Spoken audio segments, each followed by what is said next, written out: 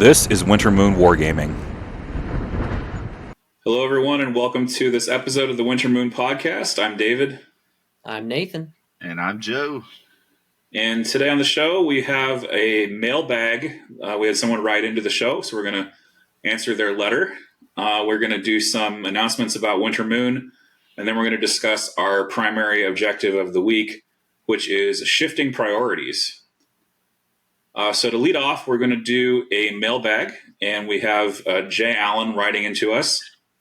And he asks us this question.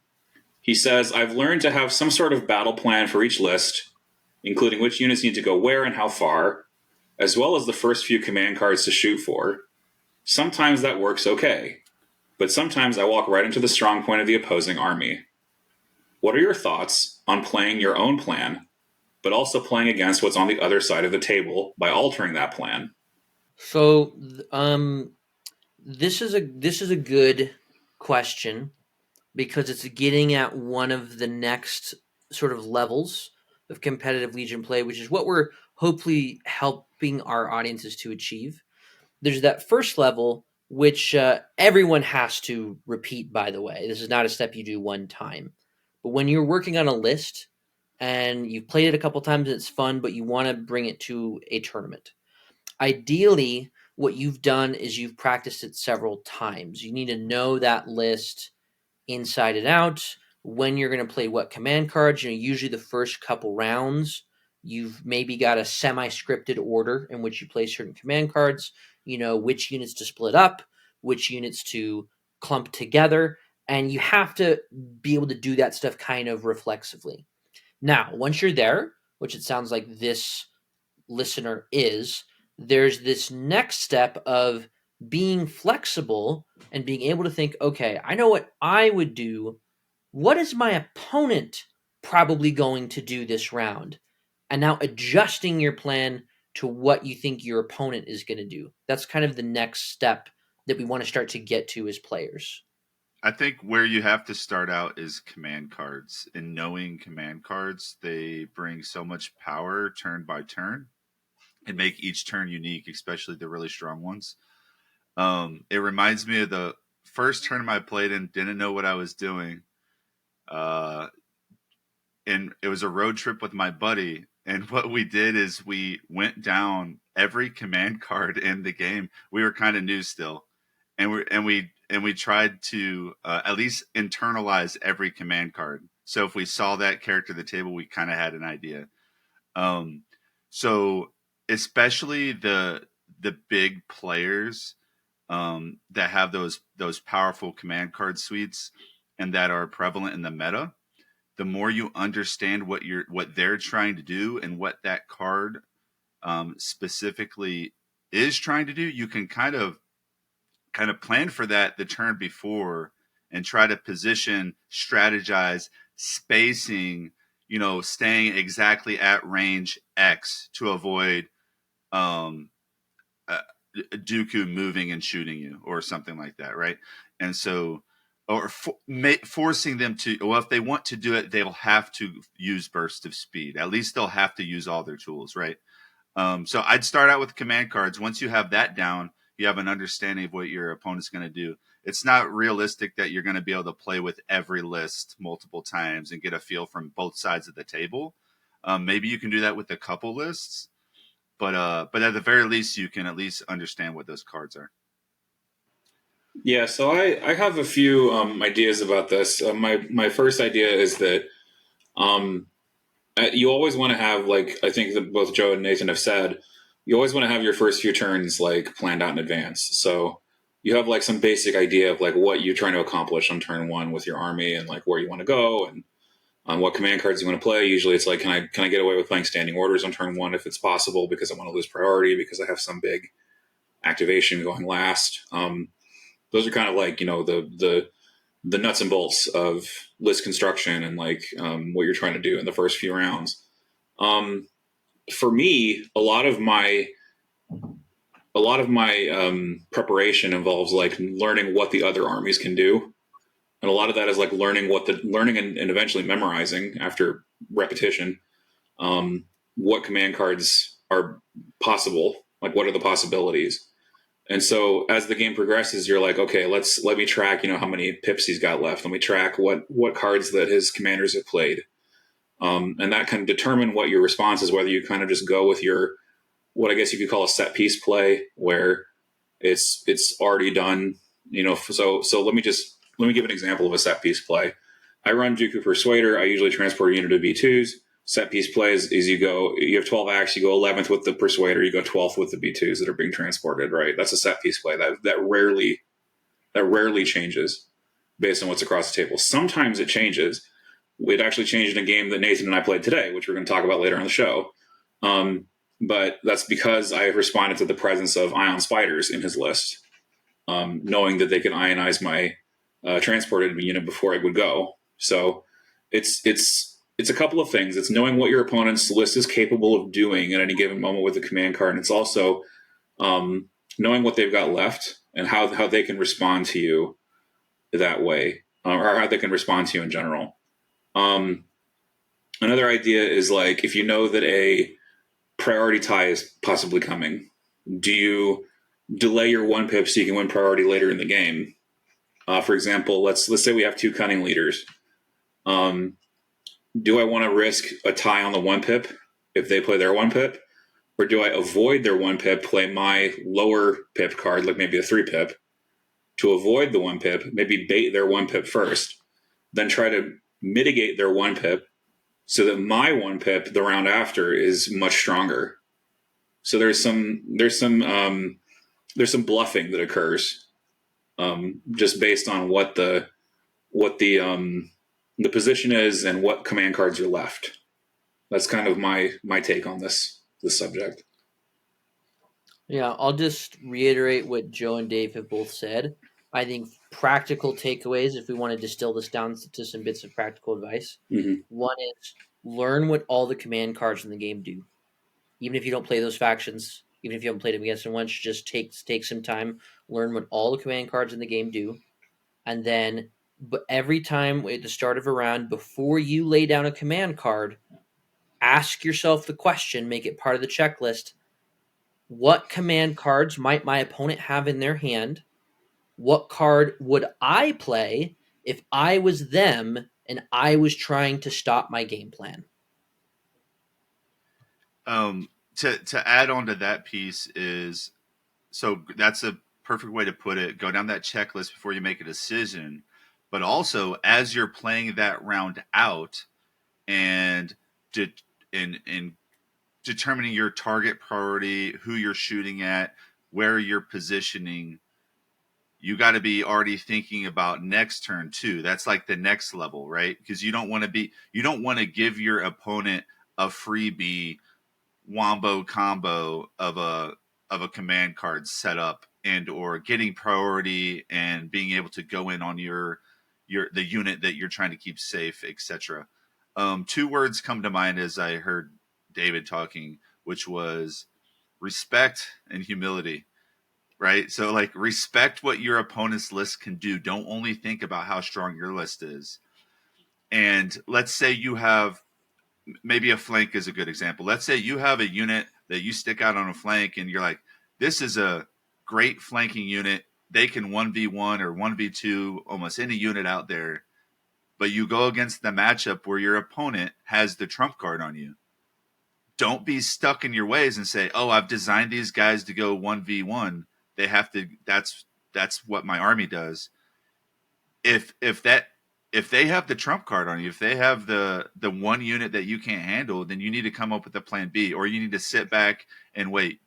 Be humble enough to say, okay, my opponent has me beat on this. Let me go with plan B. That's it. One good question to go through, just if you're in a specific situation, examples would be, let's say you're nearing the end of round 1, right? These are plays that tend to be like a little bit scripted. I'm going to touch again on the example that David brought up because it's fresh in my mind, because Dave and I just did this game like 4 hours ago. What his play specifically, like he said, it's come out with the Persuader. It's transporting B2s.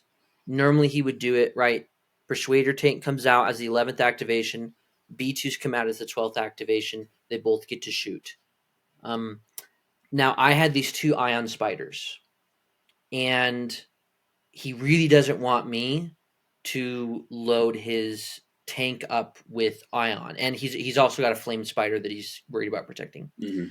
So basically, what can happen in this scenario is if you want to, you can deploy your B2s a little bit earlier. You don't have to have them pop out of the transport if you don't want to. You can decide they're bailing, they're jumping off the tank, and they're doing their own thing.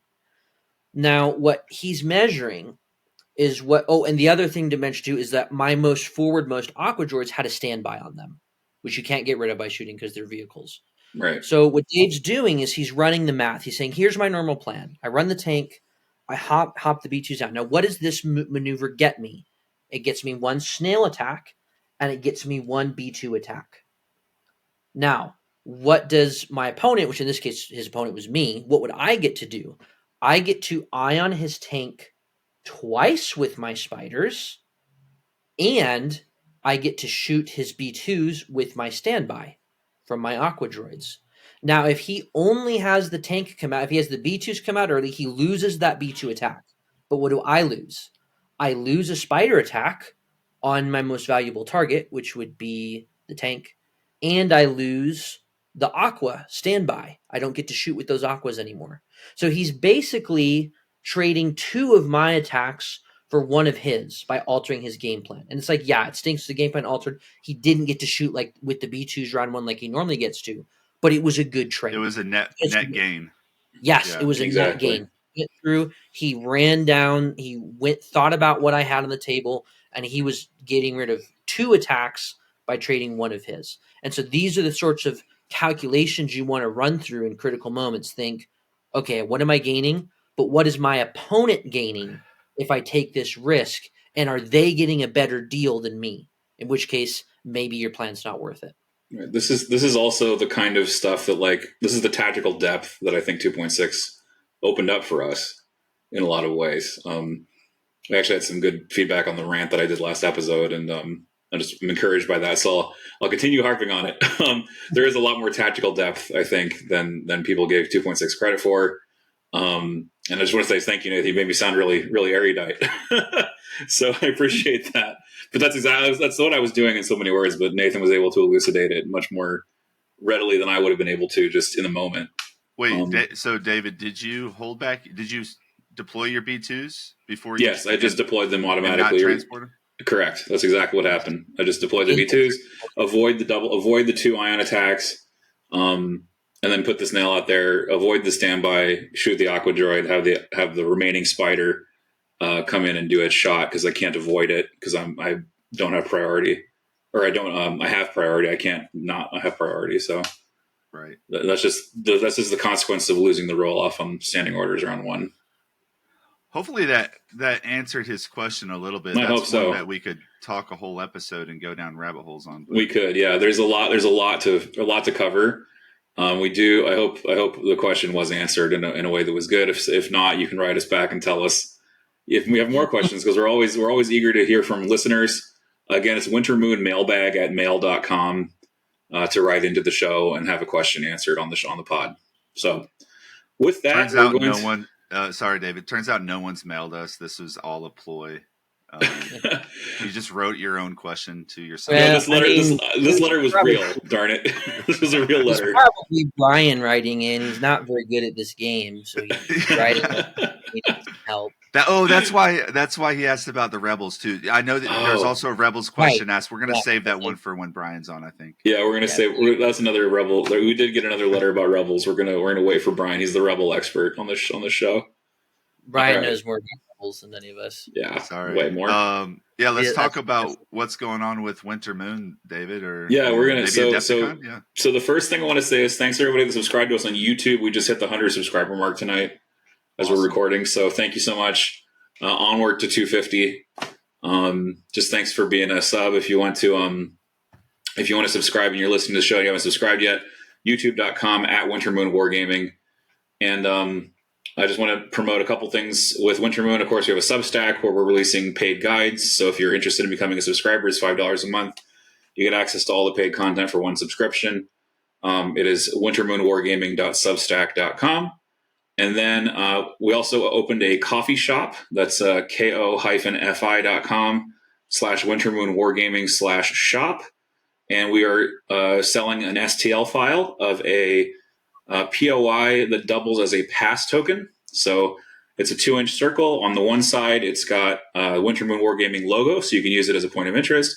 And on the other side, it's got the word pass in capital letters, so you can remember your passes in case you forget. Sometimes I forget that I have a pass, and I was like, oh, I could have passed there. Whoops.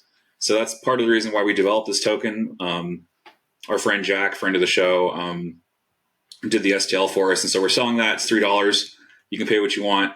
It's on the coffee shop, ko-fi.com/wintermoonwargaming/shop. And we'll put all those links in the description below so you don't have to type it in by listening to me talk about it. So with that, we're going to move on now to our big segment, which is going to be the primary, shifting priorities.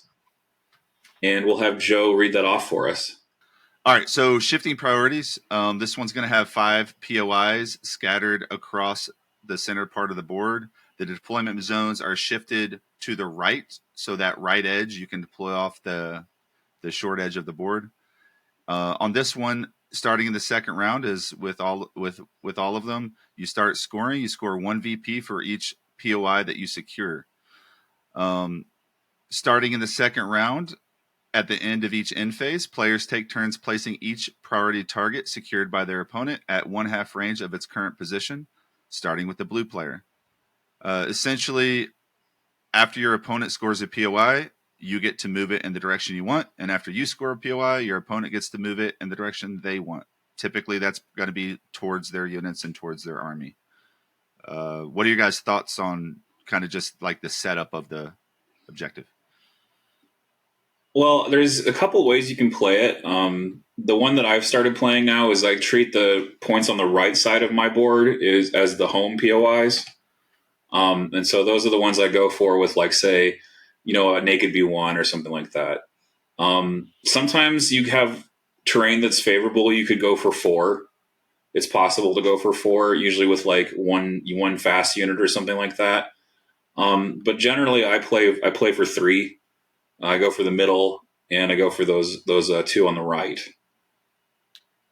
Yeah, what can happen if you're not careful? Well, yeah, if you're not careful, what can happen if you try to go for 4 or if you try to go for all 5? You can really overextend yourself on this objective. And if your opponent picks, like Dave was saying, picks 3 of them, and they don't worry about the 2 that are way down on your side, you score those willy-nilly, and you're all sweating these other 3. It can feel good at first because you're like, well, I'm basically getting 2 free VPs, but now I'm fighting my opponent for all 3 of theirs.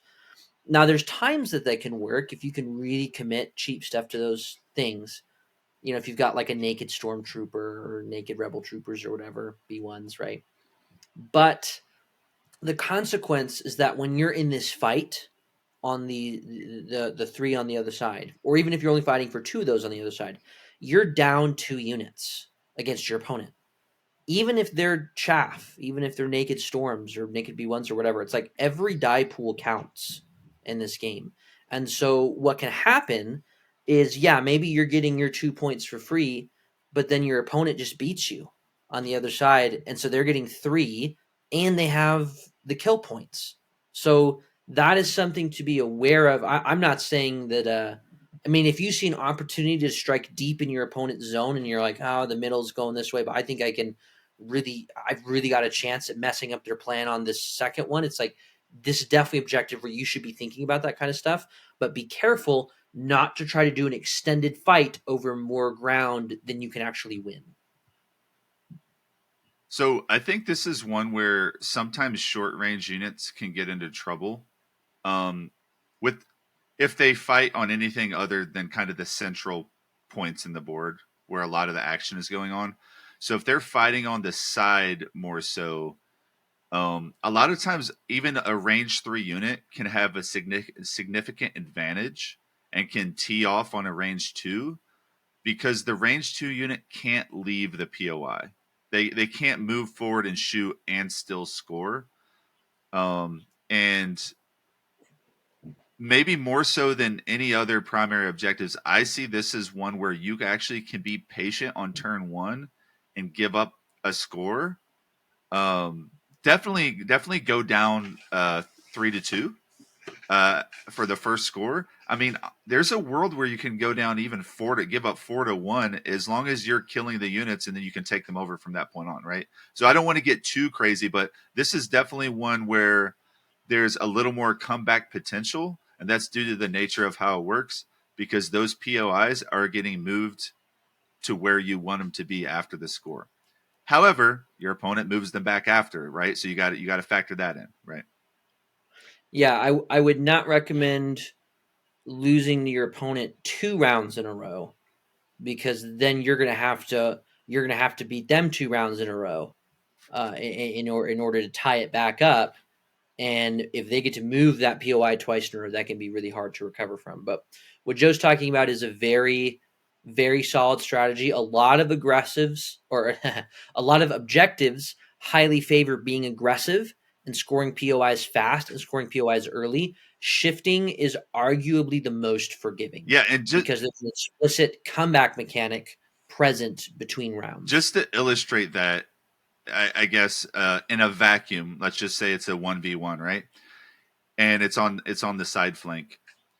In most other primary objectives, I would say the right choice is to double move and tie the POI and not give a free VP to your opponent, right? Don't try to shoot them. The dice might not go the way you want.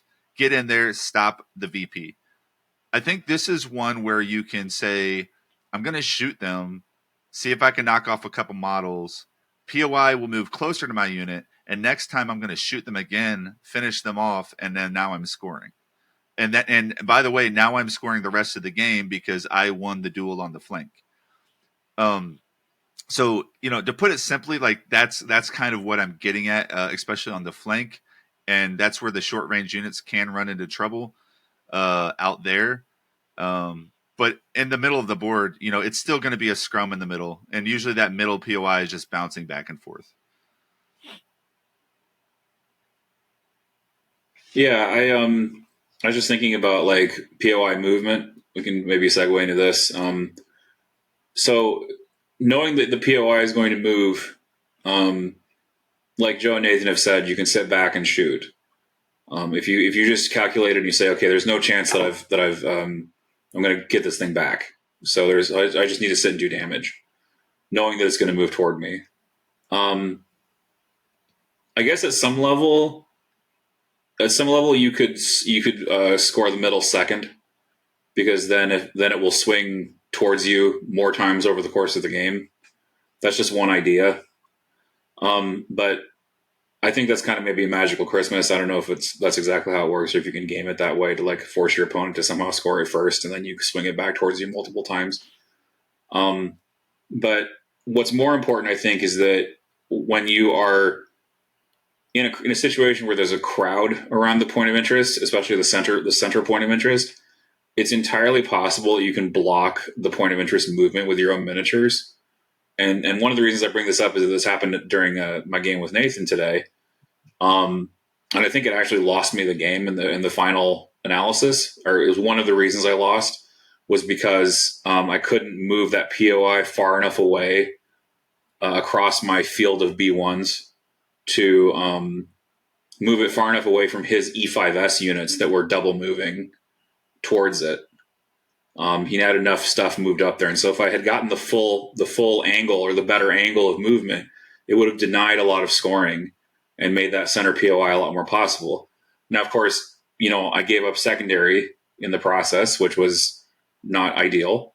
It's another reason. It's the other half of the reason that I lost, was because I gave up secondary in the process of like trying to make that happen. So, of course, you have to strike a balance, but I think the more important thing to note is that you can end up with POI movement that's blocked by your own units. You can't like actually put them underneath a movement you can't put the POI underneath a unit that's already present.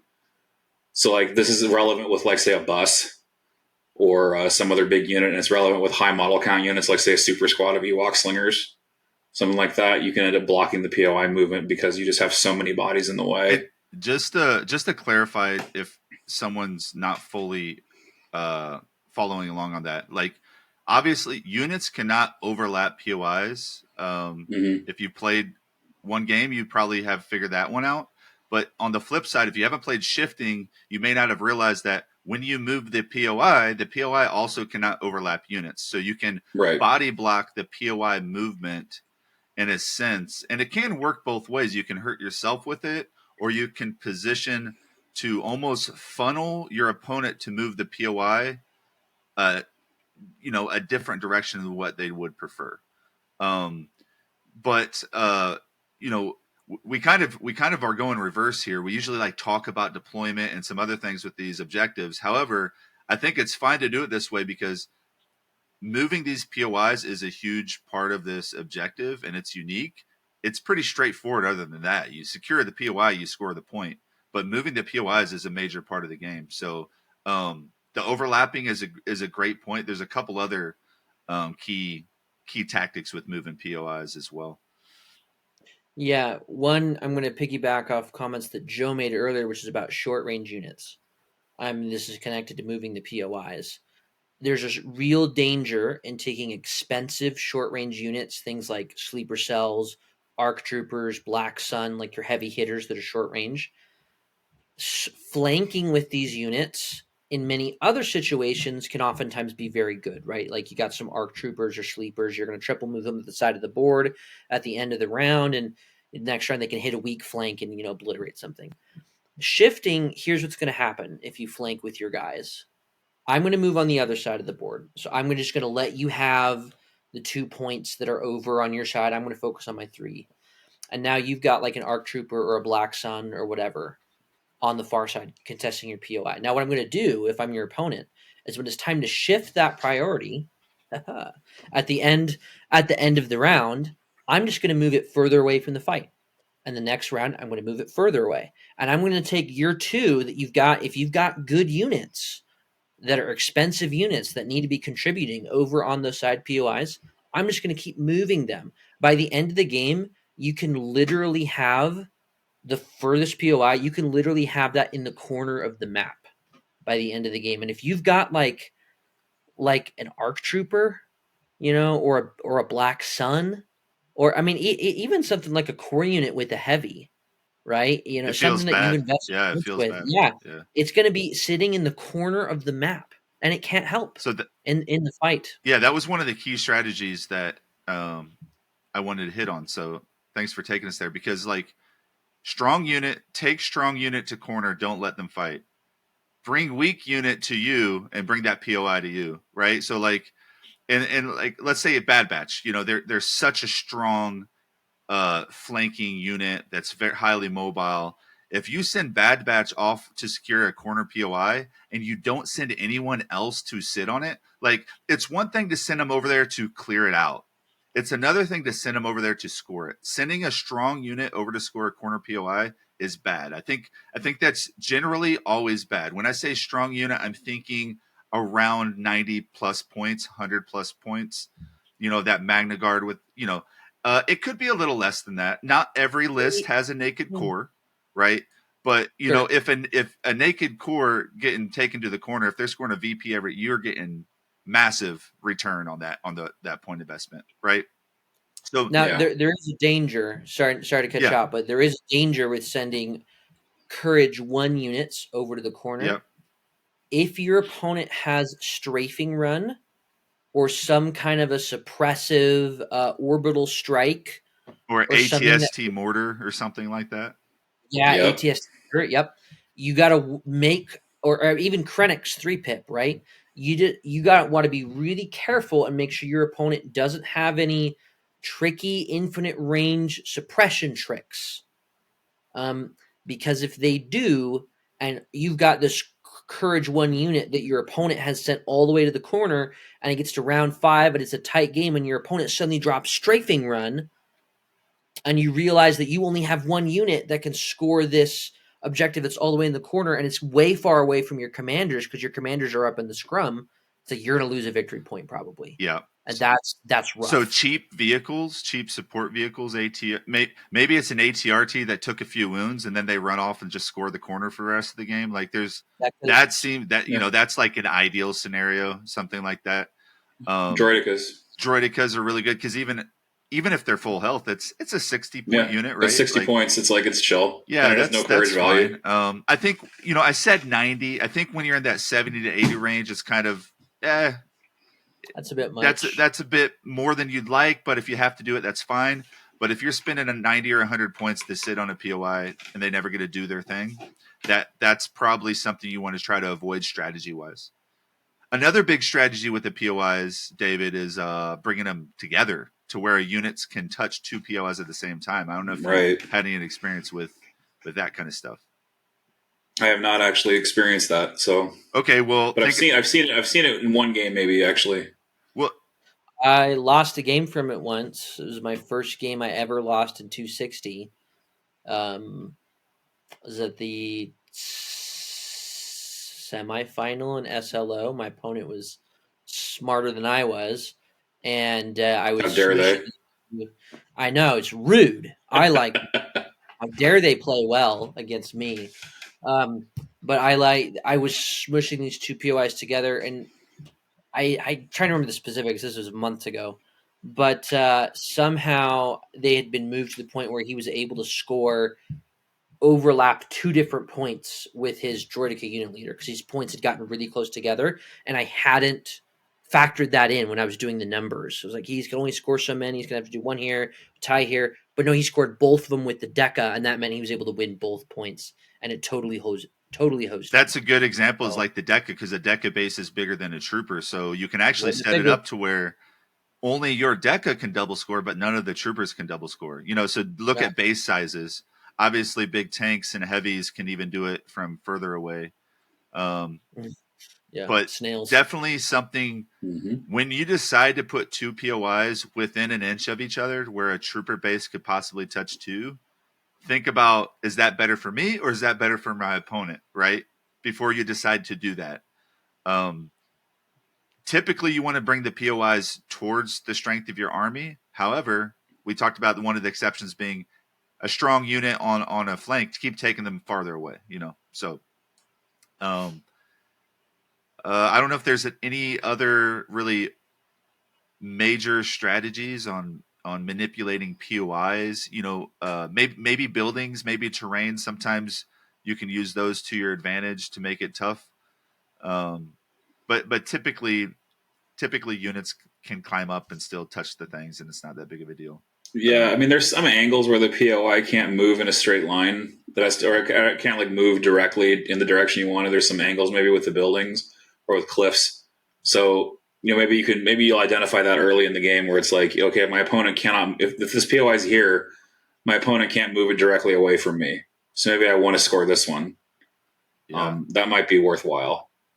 Yeah, there's actually a world where you have enough units surrounding the edge of the POI where they just can't really shift the POI at all, I guess.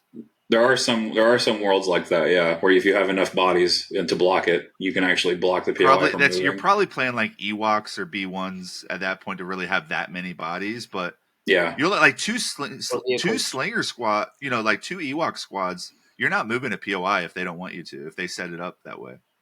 Yep, that's true. I've never ran into that, but just a thought I just had. Yeah, it's definitely more in theory than in practice, but it can certainly happen. But it's easy to do. Yeah.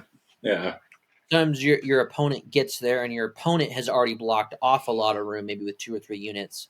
And then you're like, oh, I'm going to win this point next turn. It's close to my stuff. And if I only just move things around this side, right now there's, I cohere kind of funny, hitting the outside ring of the range. It's like, oh, now there's nowhere. Yeah, that's the more realistic. Except closer to me. Yeah. Just blocking off the direction that your opponent wants. That's more realistic. That will come into play if you play with that in mind, for sure. One point that's good to bring up here is this objective can interact with secondaries a lot in interesting ways. Again, fresh on my mind because we were playing like marked targets in this most recent game, which we haven't covered secondaries yet. The idea is there are certain units that you pick and that your opponent picks that you get victory points if you kill. So if, for example, we were talking about when when you want to move your opponent's objectives closer to yourself. If let's say they've got the ideal scenario, they've got like 2 weak core units.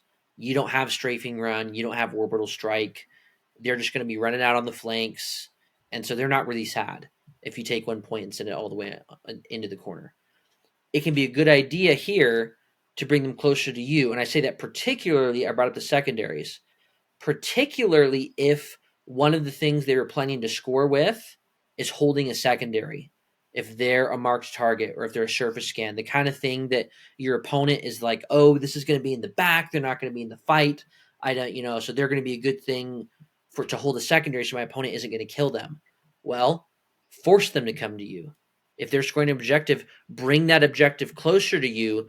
And now you're giving yourself an alternate path to victory. Let's say you're losing in the middle, you don't have a way to do that, but now if you forced your opponent to bring one of these other objectives around, maybe you do a feint, maybe you throw everything instead of doing in the middle, you double everything toward this other objective that has been slowly moving toward when your opponent wasn't thinking about it, or the unit that they have that's trying to score it, if they're holding a secondary, maybe you can just kill that unit instead, right? And you can provide yourself alternate paths to victory by moving these POIs closer to you in certain situations. That's a good point. I just thought of something with that is you don't always have to move the POI the full distance. It might, and actually, especially in the scenario of if you've ever played that game of entering an engagement, a melee engagement, and basing a unit leader just outside of a POI, forcing them to have to withdraw to score, they don't get to attack you. You can very easily set that up on this. Don't move it a full half range. Just move it a half an inch or an inch. Put it to where when you double move and charge in to their unit leader, you're scoring and they're not. That's another strategy to employ, especially if you have a melee unit charging, because now it's like I get my attack and you don't get yours. Or if you do, it's at the cost of not contesting the POI. What units are good at this? Sorry. Yeah, that's a good question. I like fast units, so Mandalorians are really good of all stripes. They're all good. Any speed 3. Droidicas can roll out on a flank really quickly. They can also change their position really fast. Buses, I really like on this. Even if it causes you to turn away from the fight, you can still body block. You can put line of sight where you need to. So Stapper, it's not really. It's kind of a good speeder objective in general. Like Stap Riders and swoops and things like that can profit on it. I think it's a decent speeder objective. It's tough because speeders, if they do get their compulse and such, but they're fragile, and when the POI is behind them, that makes it really tough to where they might have to do some like pivot move kind of things. Yeah, they'll have to do a donut. Yeah. However, you had mentioned this speed. Speed is good. Speed's really strong in general mobility, getting to objectives in general. However, I do agree with this one that it's especially good.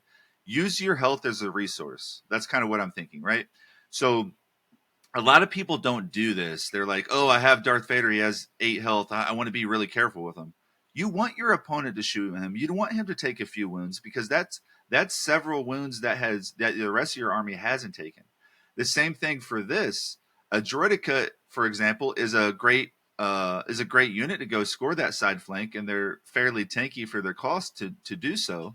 However, if they can shoot a few times, maybe their shields get knocked down, they take a few wounds, and then the beginning of that next turn, they double speed 3 move to the corner, and now they sit there. Not only are they scoring, they're 60-point unit scoring, they've also taken some fire, and they're safe back there, right? So, like, use the wounds. Those Mandalorians, get them in the fray. When they start getting low, 2 speed 3 moves out of there behind a wall, touching a POI, and now all of a sudden they're getting massive value after, just barely surviving the fight. Now, it's worth noting that on this objective, I'd say it's particularly hard to hide a single model unit behind some terrain and score, because if you're doing that, your opponent's just going to move the objective to somewhere where your single model can get shot. Yes. So this objective in particular, in general, I agree with what you're saying. It's worth noting that I would not use low health units to score these objectives on shifting priorities, because your opponent has more ways to kill them than usual. And it depends on how those POIs are getting moved around, but no, absolutely. But it might, even it's just for one turn, that guy would have otherwise died. At least, like, if they're fast, they can get over there, kind of switch back and forth. So you don't have to have a full health unit sitting on the side of the board. See if you can switch them back and forth. Easier said than done. It does take a lot of mobility. Yeah, I think where things like speeders can really excel on an objective like this is you can surprise your opponent, and you can seed the middle to your opponent, and your opponent can really storm the middle, and then you can go, surprise, I'm taking the one that's second from your right, and you can Right. strip, you can zoom all your speeders, and you can hit an objective that your opponent was not expecting you to threaten. And on this one, this is different than something like close the pocket, right? Where we talked about close the pocket before. That's a scrum over the middle. And close the pocket, the middle is worth as much as the others combined. Not the case in shifting. The middle is not worth any more than the flanks. So even though, again, you don't want to spread yourself too thin, you don't want to make your entire game plan all 4 scoring rounds 2 through 5. I'm going to hold the 2 on my right side, and I'm going to hold the 1 all the way on the other side of my opponent's. That's probably not sustainable long term, but for one round, yeah, that's a great way to get that third victory point and maybe surprise your opponent. If in the perfect world of an even fight and all the dice are going average, right, and you're just duking it out, then it's very plausible that it's literally you score 3, I score 2, I score 2, you score 3, and it goes vice versa the whole game. I've seen it play out like that, or at least close to that, more than once. And so then really all it takes is one fast unit going up, plan B, flying over there to another POI, just tying it, and that one VP could be the difference, right? Yep. Yeah, it could even if you tie the objective, you're messing with that calculus of 2 to 3, 3 to 2, 2 to 3. If one of those rounds where it's supposed to be there 3 to 2, you've turned it into a 2 to 2. That could be a big deal. Yep. Now I'm ahead. Other units that are good at this, I think, your slow units. So your slow units are actually good at this. Actually, they don't feel as hurt by it. Typically, I would say slow units generally have a little more firepower, and or are more tanky, right? Like that's kind of the cost benefit of why they are slow, generally speaking, right? So they're able to tee off, and the POI can come to them, and then that speed 1 move can actually get them to score a lot of the times. However, just again, this goes back to you can afford to sit and shoot and let it come to you for at least one round, more so than other objectives, right? Yeah. For sure. The trick with slow units, and I think in particular where it really you need to always be able to move and shoot. And you need to always be able to move and shoot as much distance as the POI is moving. So I'll use some examples, and it's tough because these units are not particularly popular right now anyway. This is probably part of the reason. I'll use things like shore troopers and vets. They're speed 1. If you're barely on the edge of a POI, we've talked about how shifting tends to go back and forth, back and forth. You don't want this to happen, right? At some point, you want to flip the script, and you want to take control and score that thing 2 rounds in a row, right? That's the most surefire way to win. And let's say you're a shore trooper, and it's your round. You've given it up round 2. You're taking it round 3, and you're like, and I'm going to press round 4. I'm going to keep going, and I'm going to win it round 4, and then maybe shoot for a tie on round 5. If your shore trooper, that's a speed 1 small base trooper unit, is barely touching that edge of the priority token, and they get to move it a full length back, you cannot do a single move and still score it, right? And that's tough because you want to. We've said it a million times in this game. You want to be able to move and shoot with your stuff, and that's especially true of shifting. There's a lot of other objectives where you want to be moving and shooting until you get to the point. Then you can sit there and shoot. And so if you get suppressed, it's fine. You can lose the action. If you get ions, whatever, or if you have both actions, you can aim and shoot. Shifting, you have to always be able to move because you want to have the option to threaten. You don't want to have to give it to your opponent every other round. And so, I mean, it depends on how you define slow, right? But you want to make sure your units are always able to move and shoot, and you want to make sure that movement that they take is enough to be able to keep up with the POI if it's running away from you. The suppressed point is a great point because if it's a courage 1 unit, you're going to have to move and shoot to put pressure out and score. You'll have to make the choice, right? And so on the flip side, a suppressive unit, maybe there's a few guns out there. A lot of people aren't playing them now, but on shifting, I imagine they are quite a bit better, especially out there on a flank against Courage 1, Courage 2 units even. If you can put suppressive guns out there, it'll probably pay dividends out there, maybe more so than other objectives. Something we could also mention in passing here is a force push. Because like Nathan was saying, we actually ran into this in our game too, where it's like, I can't just put one dude on the point because I have to mind the force push range. So like we were playing Dooku versus Dooku. It was one of those situations where if he wanted to, he could move his Dooku twice and then force push my B1s off their shifting point, flip the point. And so you just have to constantly be aware of the calculus when it comes to their force push, if they're bringing one. And that could be a whole, we could do a whole episode on like, is force push mandatory? But anyhow, the point I'm trying to say is that you have to be just always aware of the calculus.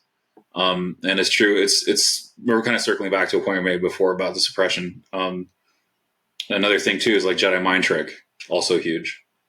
You should be very, very cognizant of that. Dooku lightning with the 1 pip, right? Putting force suppression on something to keep it from moving or causing it to panic.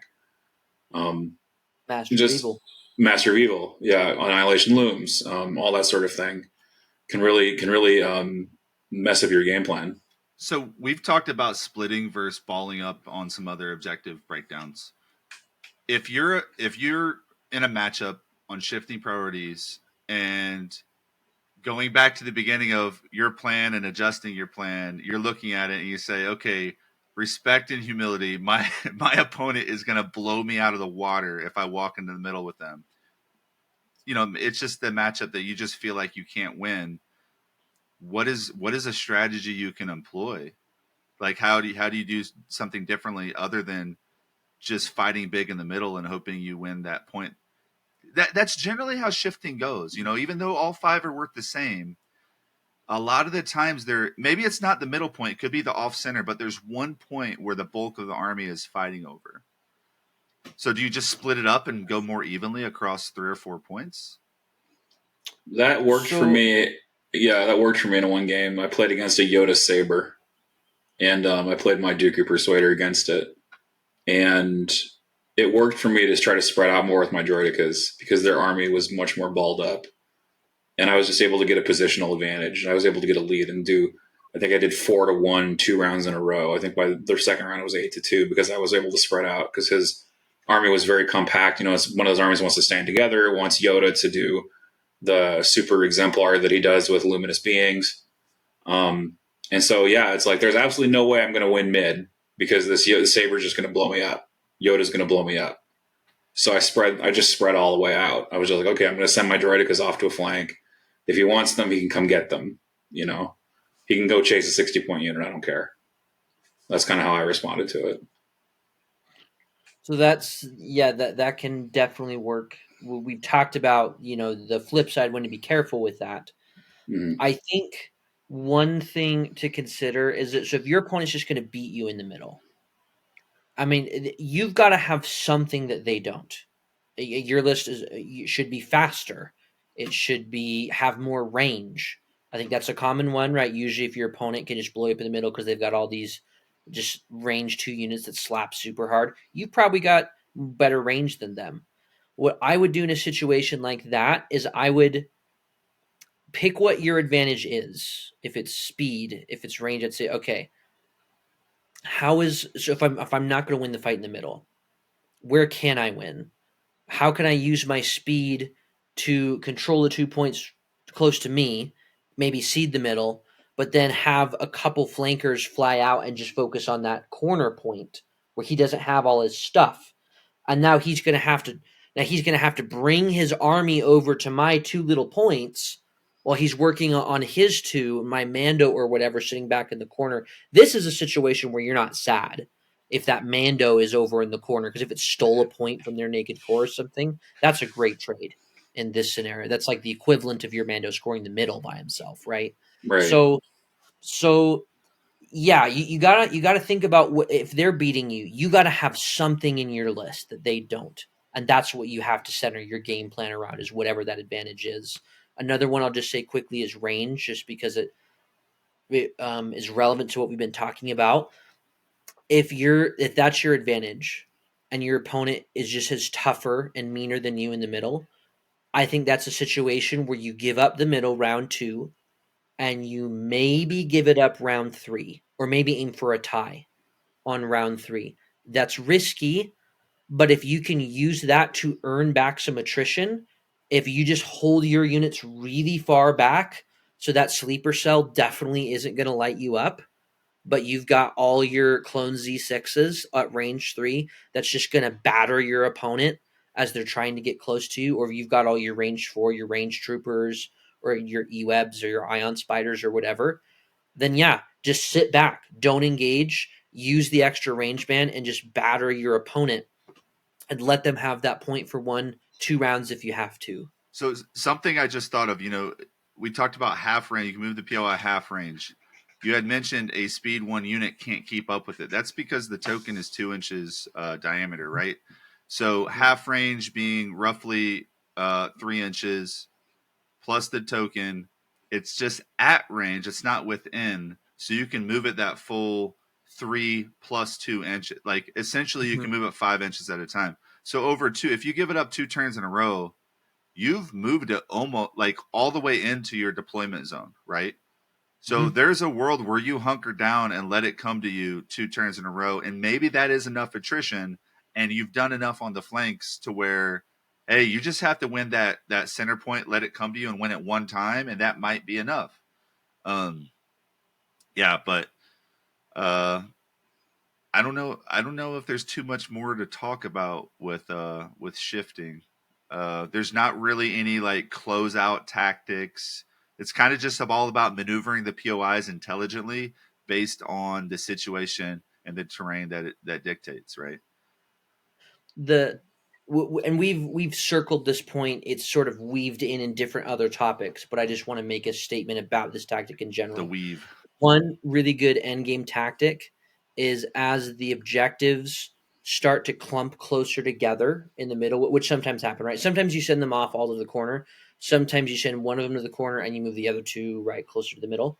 The feint, where your opponent is all about lumping the middle, and that's what they're jumping their stuff on, but you see a way to double move a ton of your units and score one of the other objectives that they were planning on scoring that they have less units on. That's a really big end game tactic that you should think about in rounds 4 and 5, right? That might be something that, if your opponent's in a position where they have more units close to what the middle is, well, maybe the middle's not where the fight is anymore. Maybe the middle is on this other point that's slowly been moving. Try to turn the middle into an island, basically. That's only worth 1 VP. Try to spread out the POIs as much as you can. Because a lot of times if you're bringing the POI closer to you, if you're bringing the side flanks closer to you, in a sense, you're also bringing them closer to your opponent, right? Yes. So that's something to think about. You might be like, I'm going to actually move this further away from me because I have faster units. I can triple move a speeder. I can go ball mode on my decas or whatever the case may be. Right. You could also, moving it around terrain is really good. This was something that greatly benefited me in my game with Dave today. Is I got to pick table side as blue player, and there was this terrain piece that I could kind of move one of his objectives around So I ended up having that as an option in my end game. I ended up not really needing it, but like it was a situation where if he had been able to steal the middle from me, I had that as a play open. Right. Is I that had I to had a respect it. yeah, that could have double moved onto this other objective instead of the middle, and he would have only had 2 units there. I would have had 3. So like that's again, giving yourself alternate avenues to score is more possible in shifting than it is in a lot of the other objectives. So if I'm hearing you right, what you're saying is if you're moving forward to say be within a single move, a single speed 2 move of the center, maybe angle off to the left a little bit so you're within a single move of the POI that you've been tinkering with over there on the flank and the center to where you have options and it throws off the math. Yeah, try to move it where it throws off the map. Try to use terrain to your advantage, right? If you can move it so like you don't have to cross terrain to get there, but maybe your opponent does Or have to cross difficult terrain, to get there. difficult Yep. terrain can come into play big here too. Yeah, Dave almost screwed me up with he made it so near the end game I was having to cross through difficult terrain to get to the middle POI, and that made it a lot harder for me. Yeah, that would have actually helped a lot if I could have moved that POI to the right spot. That would have been game altering for sure. Yeah. And all right, that's going to do it for this episode of the Winter Moon Podcast. I'm David. I'm Nathan. I'm still Joe. And thanks for listening, everybody. We'll catch you next week. All right.